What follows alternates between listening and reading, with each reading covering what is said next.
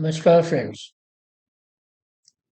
In the last lecture, we discussed as to what is karma.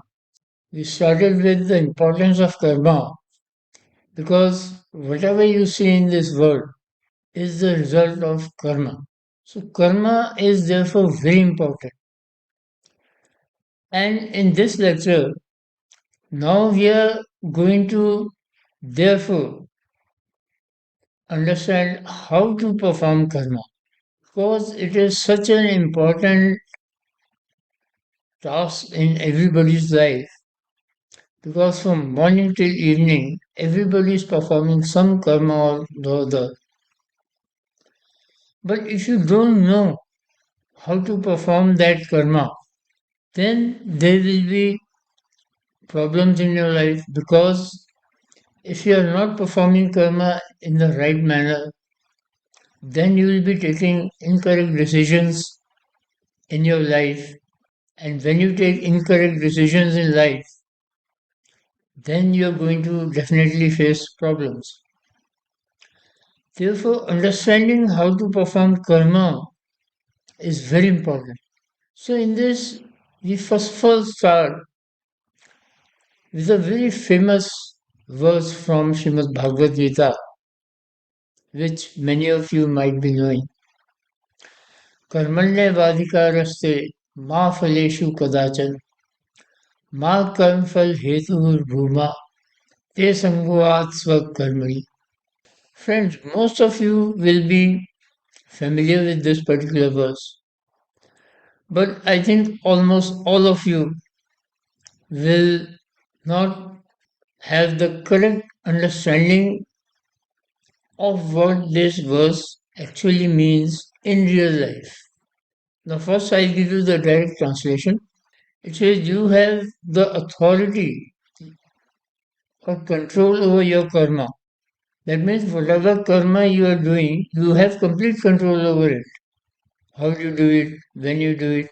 The karma that you are doing as a duty, you have no authority or control over the results that would be the outcome of the karma performed.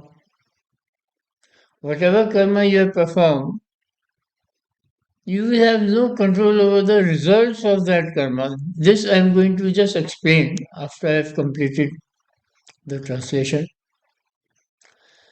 Therefore, Bhagavan Krishna says, do not work for the results, since you have no control over them, and you should also not think about not doing karma. Karma has to be done.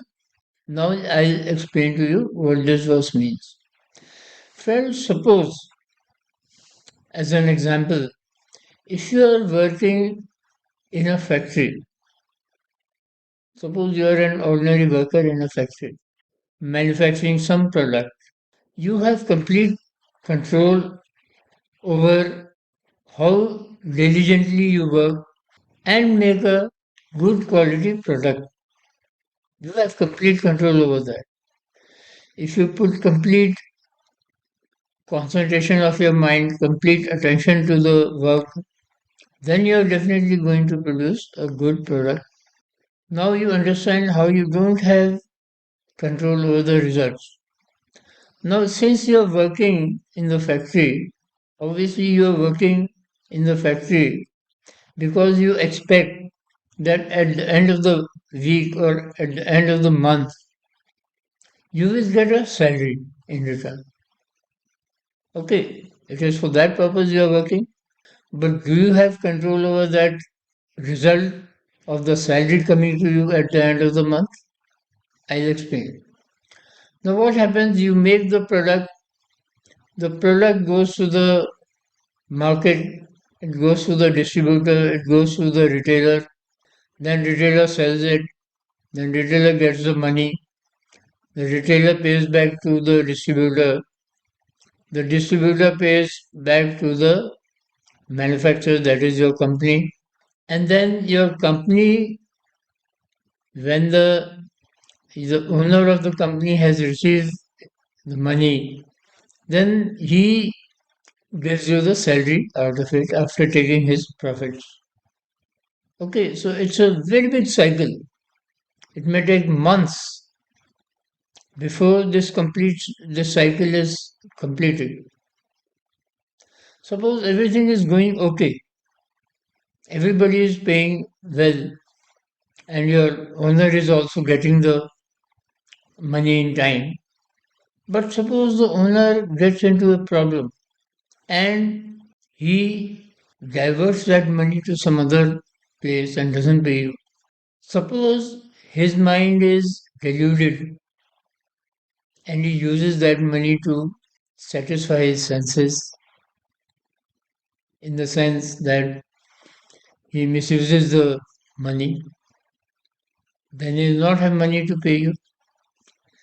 So, first of all, the salary you have to get depends upon so many factors. One is that it is such a big cycle of money traveling. Then it is the character of the owner of the company in which you are working. And then there might be some other problems like uh, the money is in the bank, the bank is sunk. Then what do you do? Money has come. The owner is also very honest, but the money is sunk in the bank. What do you do? So the owner is not able to pay you the salary. So this is why Bhagwan Krishna says that although you have complete control over what you are doing, but you have no control over this entire cycle of the system of travel of money. You don't have control over the character of the owner of the company you're working. You have no control over the banking systems, or there may be a war, or there may be something. So the result on that you do not have any control. And that is what Bhagavan Krishna is saying in this verse. So this has to be understood. Therefore, from your own self, from your own side, you should be working diligently and do not expect that you will get such and such result out of it. You should put in all your efforts because doing that work as a duty that is more important, and in fact that is the most important thing. So I hope you have got the understanding of this particular verse. So we go to the next verse. नाहि कश्चित् क्षणमपि जातु तिष्ठे कर्मकृत् कार्यते हेवशः कर्म सर्वा प्रकृति जय गुणे. Any person in any situation, even for a moment, cannot live without performing karma. Because being under the control of nature, the quality of nature is such that the nature makes the person perform karma. So ultimately, karma has to be performed. Whatever the situation you might be in, first of all, it is the your natural uh, urges like eating, sleeping, drinking, attending to call of natures. All these are natural. You have to do it. All this karma has to be performed. And then for profession, because unless you perform work in your profession diligently, you're not going to get the money. And earning money is very important. Many people, many Hindu scholars, they say that we should not bother about the money. No, yes. Why not? Profession, as we will see later, it is said in Shrimad Bhagavad Gita itself. Profession of a person is one of the most important work of karma that a person is going to perform. So, earning money from your profession, whatever profession you might be in, is not a sin. It has been embedded into our minds that earning money, making money is a sin. Making money in the immoral way is definitely a sin. But making money for your living, you need money. Everybody needs money for a living. Making money for your living is not a sin, as has been generally described by many scholars on Hindu scriptures. Making money for a living is essential for each and every human on this earth. There's nothing wrong in making money. So, in any situation, the crux of this verse is that in any situation, you will have to perform karma, and the most important karma is your profession. You cannot sit without performing karma because nature will make you perform karma. You got to eat food, so for food, you got to earn money, and to earn money, you got to work. You have got to have a profession. So you have to perform karma in any situation. With this, we go to the next verse. Karmendriyani संयम्य या आस्ते मनसा स्मरण इंद्रियार्थान विमूढ़ात्मा मिथ्याचारा च उच्यते. What is Bhagavan Krishna is saying in this verse?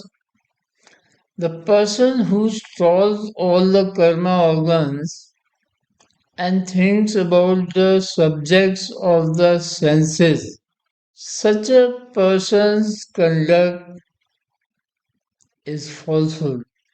Such a person is foolish. Now, what is Bhagavan Krishna saying in this? That a person who is only thinking about satisfaction of the senses and not concentrating upon the work. For example, in young age, most of the people in the teens, late teens, they are obsessed with sex. So they are all the time, a major portion of their time goes into thinking about the subjects of the senses. What are the subjects of the senses? Say for eating good food, you will think about the foods. For sex, you will think about the opposite sex. People who are obsessed with hearing their praise, they will think about other people praising them, and likewise. So, what you have to do is to concentrate upon the work that you have to do instead of thinking about all these things. That is what Bhagavan Krishna has said in this verse. People like to see only the good things, good times, and they refuse to see the adversities in life. People like to hear the good things about oneself, and they cannot hear their own criticism. People only like to eat tasty foods even if they are unhealthy, but will not eat healthy foods even if they are not so tasty. People like to speak good of their own self and indulge in self praise, not to see their own misconducts. People like to live only in comfortable environments, and a slight deviation makes them feel problematic. So, in short, when the life is driven by the control of senses, when senses are controlling your life, then such a conduct is foolish or it's falsehood. Okay, we go to the next verse. Yes, Vindriyani Mansa Niyamyar Bhade Arjun Karmendriya Karm Yog Asakt Savishishyate. But oh Arjun, the person who controls the senses by own mind, own intelligence, without getting attached to the senses, and then performs karma. Okay, your mind is not getting divided by the pulls of the senses towards so many subjects, and then you are performing karma, and you control your life with your intellect, with your logic, with your senses, with your with your logic, with your intelligence, then such a conduct is karma yoga, and such a person is superior to others. Understand? With this, we'll come to the end of this lecture and we'll continue discussing performing karma in the next lecture.